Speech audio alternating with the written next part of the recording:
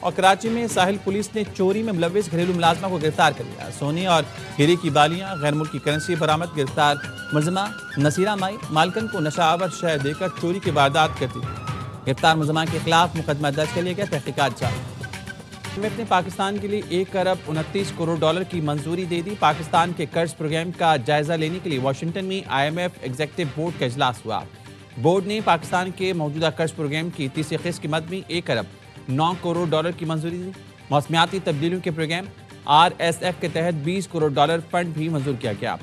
1 ارب 29 crore dollar چند گھنٹوں بعد اسٹیٹ بینک منتقل ہو جائیں گے۔ پاکستان نے 37 ماہ کا موجودہ قرض پروگرام ستمبر 2024 میں حاصل کیا تھا۔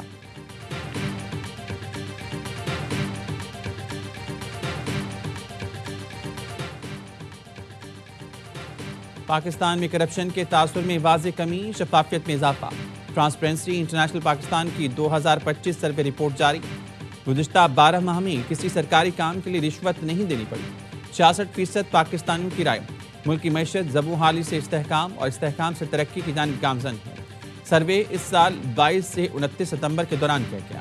ملک بھر سے 4000 افراد نے اس سروے میں حصہ لیا۔ رائے دہندگان کی اکثریت کا صوبائی حکومتوں پر عدم اعتماد، پولیس سے بھی نالا۔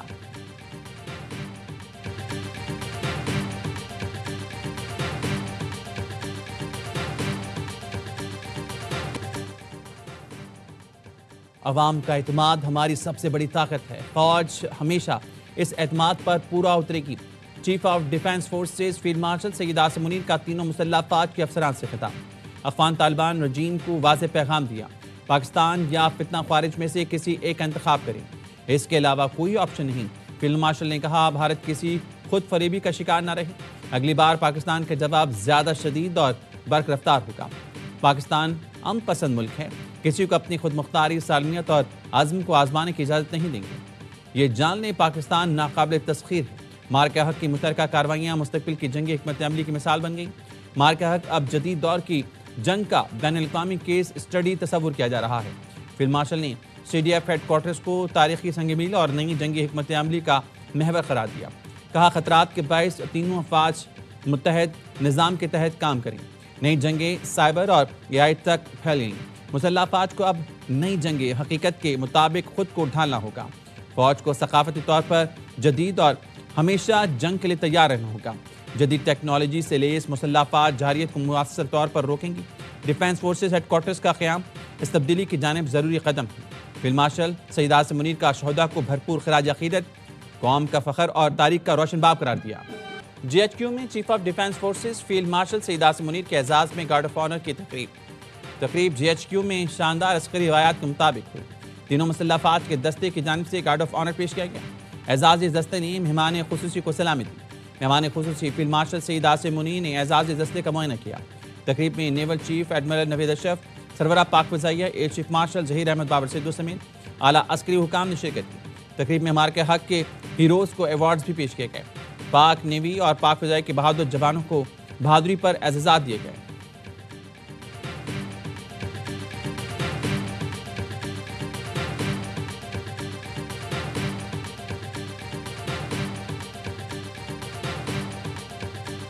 سیریسلی سوچ رہی ہے غداری کا مقدمہ قائم کرنے کا عمران خان کے خلاف؟ میں اس امکان کو رد نہیں کرتا۔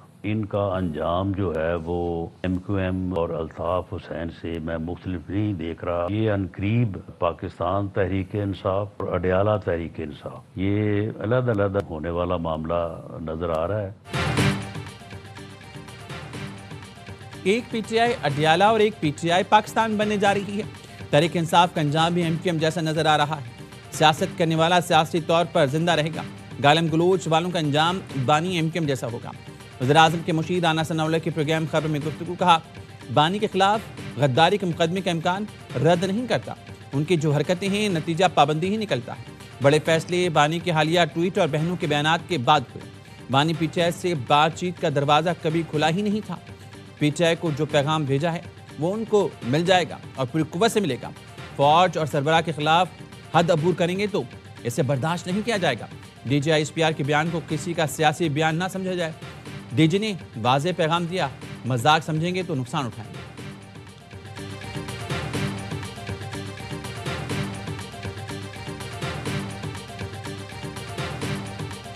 پریس کانفرنس کے بعد پوری پی ٹی آئی 9 مئی کے بھگوڑے جو بھاگے ہوئے بلوں میں پیپر ختم ہو رہا ہے بھائی، بھگوڑے بھاگے ہوئے بگے ہوئے جن کی ہندوستان سے لنکیجز ہیں وہ، اور مزید جو کیسز چل رہے ہیں ان کا ریٹن آن دا وال، وہ سب منطقی انجام سب دے جا رہے ہیں. اب جس حساب سے جو چیز ہوگی ایک ایکشن ہوگا اس کا ری ایکشن آ جائے گا. نہیں، بربریت سے ڈبل ری ایکشن ہوگا. بدماشی، توڑ پھوڑ، غنڈہ گردی کسی کا باپ نہیں کر سکتا. بانی پی ٹی آئی -1 شروع ہو گئے ہیں. پریس کانفرنس کے بعد پی ٹی آئی کو سماج آ چکی. پی ٹی آئی پارلیمانی پارٹی کا اجلاس 4 گھنٹے تک چلا. کہا گیا مس انڈرسٹینڈنگ ہوئی. سینیٹر فیصل بابڑا کے پروگرام 11th آور میں گفتگو بولے بانی کی زندگی پر بات آئی تو جیل تبدیل کر دی جائے گی. قمر جاوید باجوہ کسی طور نہیں چاہتے تھے کہ عاصم منیر آرمی چیف بنے. بانی P T I Qamar Bajwa کو تاحیات ایکسٹینشن دینے کو تیار ہو گئے تھے. سب نے اپنی اپنی کوششیں کی مگر اللہ کی مہربانی سے فیلڈ مارشل دنیا کے سامنے موازنہ کر لیں. اللہ نے جو عزت عاصم منیر کو دی دنیا تسلیم کر رہی ہے. نا اہلی، پابندی، گورنر راج، غداری اور 9 مئی کیسز منطقی انجام کو پہنچیں گے. 10 دسمبر سے آپ کو اچھی خبریں ملنا شروع ہو جائیں گی. ان کا جواب پتھر سے نہیں دینا. جو ہو گیا سو ہو گیا. جو کچھ لوگ ایسے ہیں جو آگ لگوانا چاہتے ہیں، وہ چاہتے ہیں کہ ایک بڑی پارٹی میں اور ایک بہت بڑے اہم ادارے میں اس میں مس انڈرسٹینڈنگ ہو. ایسا نہیں ہونا چاہیے.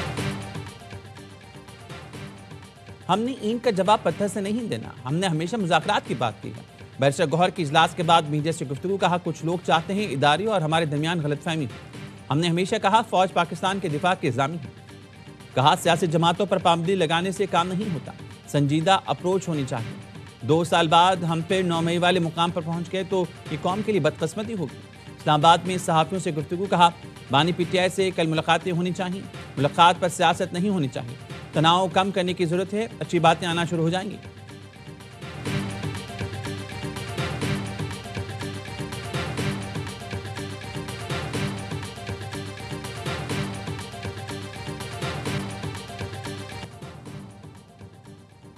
انڈونیشیا کے صدر کا پاکستان آمد پر شاندار استقبال. پاک فضائیہ کے JF-17 طیاروں نے معزز مہمان کے طیارے کو پاکستان کی حدود میں داخل ہوتے ہی حصار میں لیا اور فضائی سلامی پیش کی.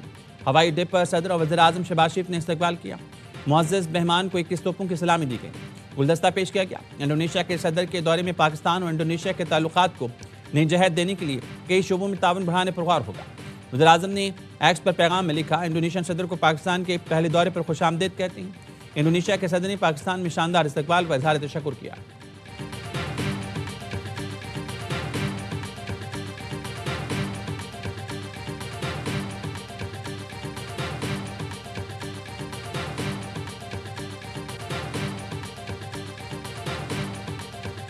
The 54th UAE National Day, Eid al-Ittihad, and on this joyous occasion, I extend my heartfelt congratulations to the leadership and people of the United Arab Emirates.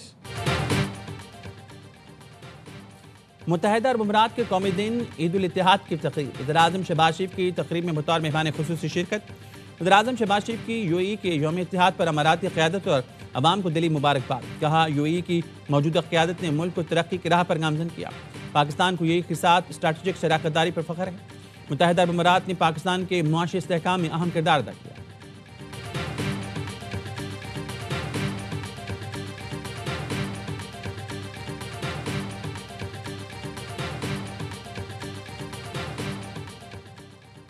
وزیر داخلہ محسن نقوی کی لندن میں اہم ملاقاتیں. امیگریشن اور پاکستان کو مطلوب افراد کے حوالے سے متعلق گفتگو ہوئی. محسن نقوی 1.5 گھنٹہ برطانوی دفتر خارجہ میں رہے. انہوں نے برطانوی وزیر مملکت برائے خارجہ، سرحدی سیکیورٹی اور سیاسی پناہ گزینوں کے امور کے وزیر سے ملاقات کی. برطانیہ میں بیٹھ کر پاکستان مخالف سرگرمیوں میں ملوث افراد کا معاملہ اٹھایا گیا. ملاقات میں پاکستانی ہائی کمشنر بھی موجود تھے.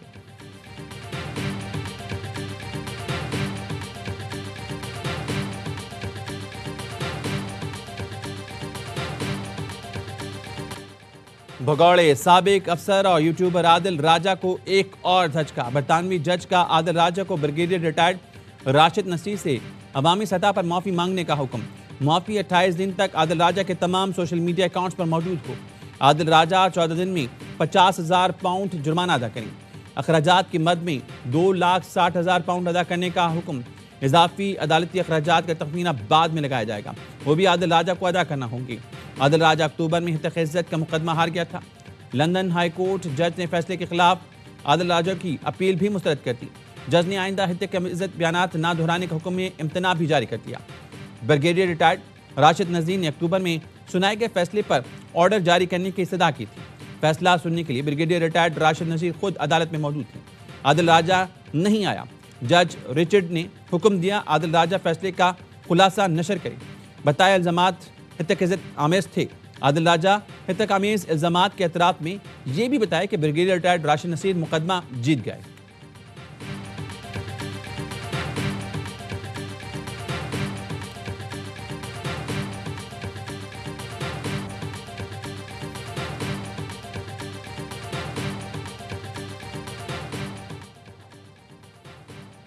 پی ٹی آئی کا کوئی مستقبل نہیں۔ ہر جماعت کو سیاست کا حق ہے، لیکن ملک دشمن بیانیہ اداروں کے خلاف بات کرنے والوں کو سیاست کا کوئی حق نہیں۔ Chairman Peoples Party Bilawal Bhutto کی گورنر ہاؤس لاہور میں پارٹی رہنماؤں سے گفتگو۔ کہا ضمنی الیکشن میں ایک نشست ہم نے جیتی، ایک ہم سے چھین لی گئی۔ بلدیاتی الیکشن میں ہمیں فرنٹ فٹ پر آ کر کھیلنا ہوگا۔ رہنما اور کارکن ابھی بھی سے تیار کریں۔ بلاول بھٹو کا پیپلز پارٹی رہنماؤں کے اعزاز میں شائعہ۔ مرکزی قائدین اور اراکین پنجاب اسمبلی کی شرکت۔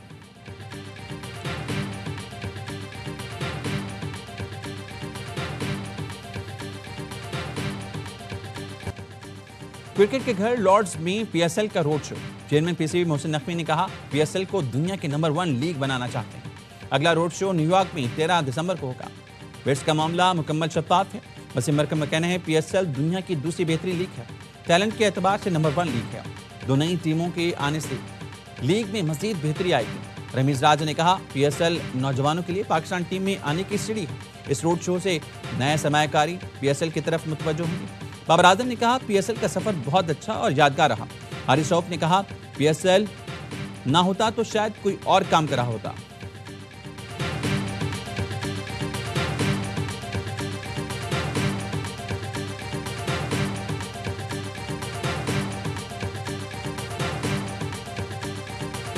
آئی سی سی کے بھارتی اسپانسر کے غبارے سے ہوا نکل گئی۔ T20 ورلڈ کپ 2026 سے پہلے آئی سی سی کو بڑا دھچکا۔ جیو سٹار نے براڈ کاسٹ ڈیل ختم کرنے کا مطالبہ کر دیا۔ بھارتی میڈیا کے مطابق آئی سی سی کو ایونٹ کے لیے نئے براڈ کاسٹر کی تلاش ہے۔ بھارتی براڈ کاسٹر کو 25,000 کروڑ کا نقصان ہوا۔